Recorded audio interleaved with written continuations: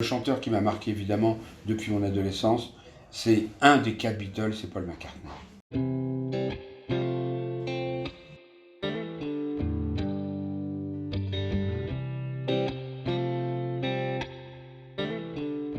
Un album que j'ai énormément écouté, un peu moins maintenant et encore en ce moment, je suis dans la période où je le réécoute, c'est Melody Nelson de Serge Gainsbourg.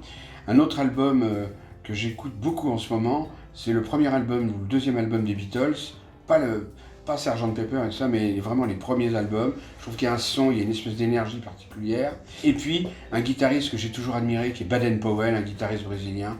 J'ai passé des milliers d'heures, je crois, à l'écouter, à essayer de copier ce qu'il faisait. Donc, par exemple, le monde musical de Baden-Powell, ou alors Avantade et de Baden-Powell. Le chanteur qui m'a marqué évidemment depuis mon adolescence, c'est un des 4 Beatles, c'est Paul McCartney.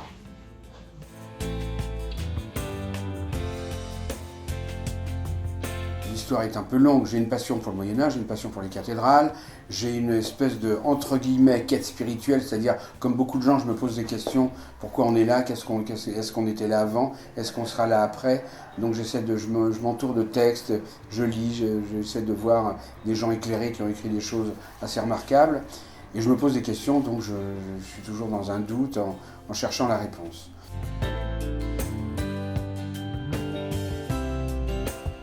Quand on rentre à 18h dans une cathédrale pour faire la répétition avant le concert du soir, c'est pas neutre. Tandis que si vous rentrez à 18h dans un zénith, quand il n'y a encore personne, c'est un peu glauque. Déjà, quand vous rentrez dans une cathédrale, c'est extraordinaire, qu'on soit croyant ou pas. Voilà. Alors en plus, moi qui suis passionné d'histoire, souvent je rencontre des gens qui sont un peu historiens, etc., qui me font un peu visiter, voilà.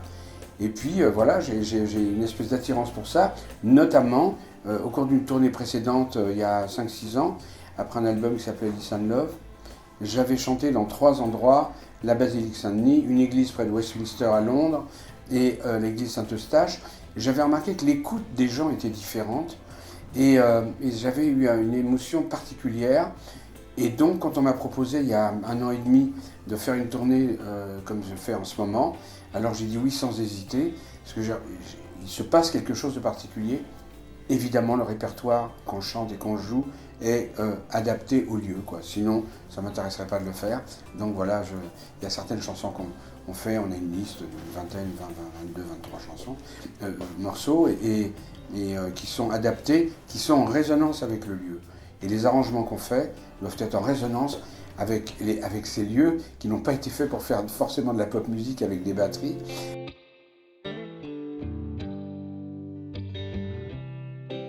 Oui, il y en a une où je vais de temps en temps pour des raisons personnelles, etc.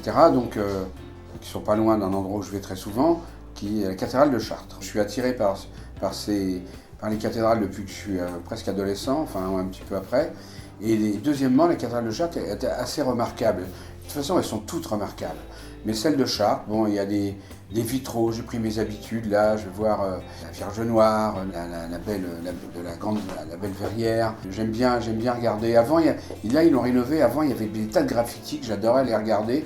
Il y avait des graffitis, on voyait des gens qui avaient fait des petits graffitis en 1742, 1643. Ça, c'était dingue de voir ça, quoi. Enfin, il y a un peu moins de graffitis maintenant, parce qu'ils ont tout refait un petit peu comme c'était, apparaît-il, à l'origine. Mais enfin, j'aime bien y aller, ouais, j'aime bien y aller.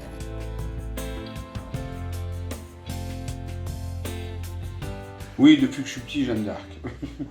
Voilà, depuis que je suis enfant, je sais pas, c'était une héroïne qui, à la fois me faisait rêver, en même temps, je trouvais que son épopée était extrêmement courte et en même temps incroyable. Et en plus, elle est morte d'une façon terrible, jugée par des gens terribles. Donc c'est vraiment l'héroïne idéale, quoi. Enfin, celle qui vous fait rêver, qui vous fait pleurer. Et en plus, ça a duré un peu toute ma vie, quoi. Voilà.